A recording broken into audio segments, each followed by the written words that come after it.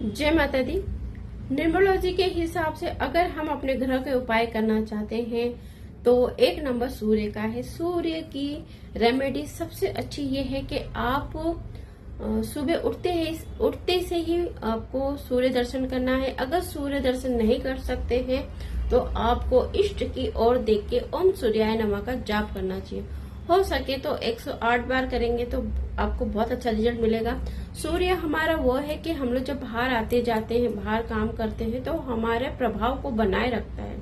अगर सूर्य हमारा सही नहीं है तो आप में कितना भी टैलेंट हो, आप बाहर जाके अपने टैलेंट को नहीं दिखा सकते। आप में संकोच रहेगा, थोड़ा सा आप में घबराहट हो सकती है अगर आपका सूर्य सही नहीं है तो। दो नंबर की रेमेडी इस प्रकार से होती है कि अगर आपका चंद्रमा सही नहीं है तो आपको व्हाइट चीजों से बिल्कुल दूर होना है, वो भी सूर्य अस्त होने के बाद। वो सारी चीजें जो सफेद चीज होती है जैसे दूध है, चावल है, दही है, वो सारी चीजों से आपको दूर रहना है। उससे क्या होगा कि आप जैसे आप अगर खाओगे तो आपका चंद्रमा आप पे बुरा प्रभाव डालेगा, आप बुरी चीजें सोचोगे, इमोशनल हो जाओगे, आपको नींद नहीं आएगी। इसलिए आपको रात को सफेद चीज यूज नहीं करना है। अगर आपका चंद्रमा अच्छा है तो आपको वो बहुत अच्छे विचार आएंगे और आप पॉजिटिव रहोगे। 3 नंबर वालों से तो हर कोई थोड़ा सा बना के नहीं चल पाता होगा क्योंकि इनमें ईगो बहुत होता है।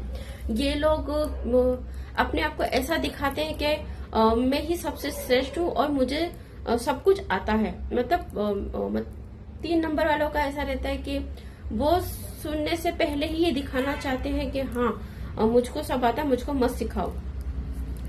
और 4 नंबर जुगाड़ का नंबर है, राहु का नंबर है। ये बहुत अच्छा नंबर है क्योंकि इसमें नॉलेज बहुत अच्छा होता है और इसको पता होता है कि किस डायरेक्शन में जाने से कैसे काम बनते हैं।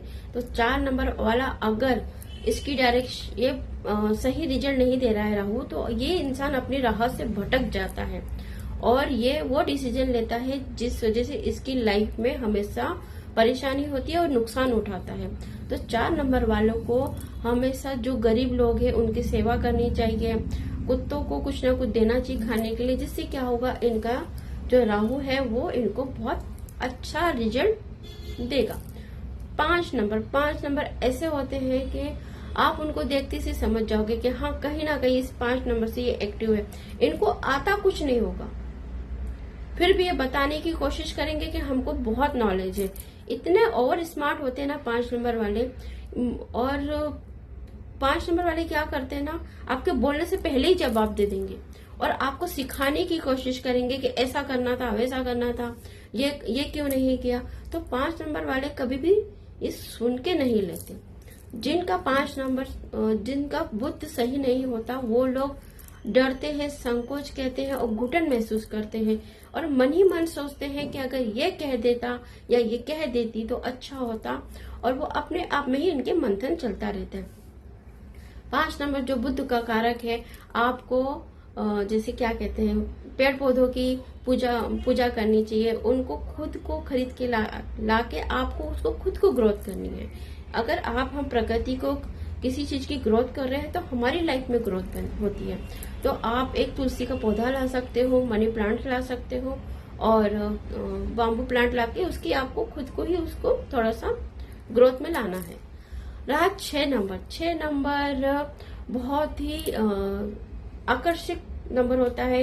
इनकी पर्सनैलिटी बहुत अच्छी होती है, दिखने में बहुत सुंदर होते हैं, लेकिन ये हमेशा अकेलेपन के कारण दूसरों पे भरोसा कर लेते हैं। इनको लाइफ में कोई ना कोई चाहिए होता है, ये दिखावा बहुत अच्छा कर लेते हैं और ये किसी को ना नहीं बोलते। अगर इनकी लाइफ में कोई आता है पर वो कुछ समय के लिए आता है क्योंकि इनको ये पहचान नहीं पाते। इनकी लाइफ में धोखे बने रहते हैं, सच्चा प्यार इनको कभी नहीं मिलता। 6 नंबर वालों को अपने आप को जरूर गिफ्ट देना चाहिए और महालक्ष्मी जी की पूजा करनी चाहिए, चींटियों को कुछ खाने के लिए देना चाहिए और हमेशा अच्छे से मतलब बने रहे, जिससे क्या होगा आपका शुक्र बहुत एक्टिव रहेगा और आपको किसी पे भरोसा नहीं करना चाहिए। क्योंकि आप किसी पे भरोसा कर लोगे जल्दीबाजी में तो आपको धोखा मिलना ही है। रहा 7 नंबर, सबसे दुखी नंबर 7 नंबर है। इनको लगता है कि मैं बहुत दुखी हूँ और संसार में मेरे साथ में ही दुख हो रहा है, मैं ही ज्यादा तकलीफ में हूँ और मुझे तकलीफ होने के बाद भी मुझसे कोई बात नहीं कर रहा। सहानुभूति के चक्कर में आके ये अपने जो 7 नंबर की एनर्जी है उसको ये खराब कर देते हैं। सहानुभूति इनको बहुत प्यारी होती है, इनका हमेशा कुछ ना कुछ दुखता रहता है। लेकिन अगर 7 नंबर वाले एक्टिव रहे तो इनको वो चीज दिखती है जो किसी और नंबर को नहीं दिखती है, क्योंकि जो 7 नंबर है वो केतु है।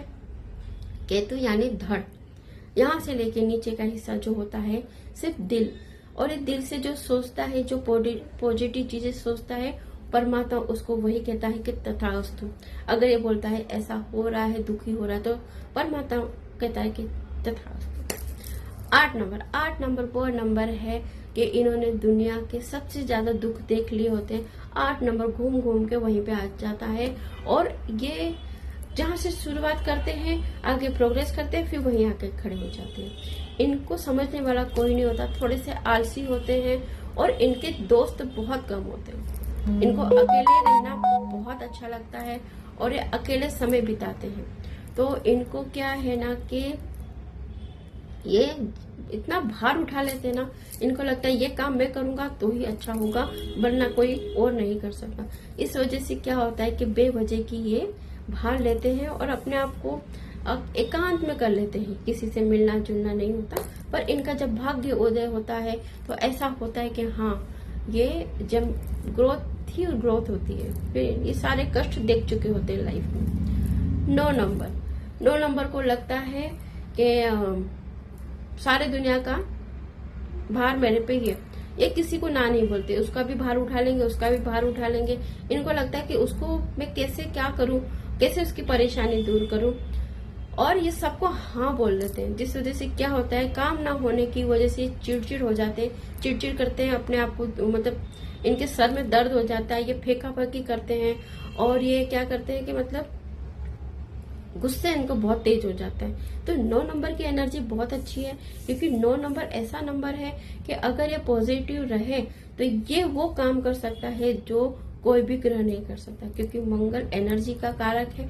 और अगर एनर्जी नहीं है तो आप कुछ काम नहीं कर सकते। अगर आप एक्टिव है तो आप वो काम कर सकते हैं जो कोई सोच नहीं सकता। असंभव काम भी काम कर सकता है, वो है मंगल।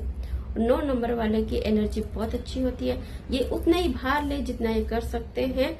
और सारे ग्रह की रेमेडी अगर आप अपने न्यूमरोलॉजी के हिसाब से करते हैं, मिसिंग नंबर के हिसाब से करते हैं, तो क्या होता है कि धीरे धीरे आपको उसका असर दिखना चालू हो जाता है। जय माता दी।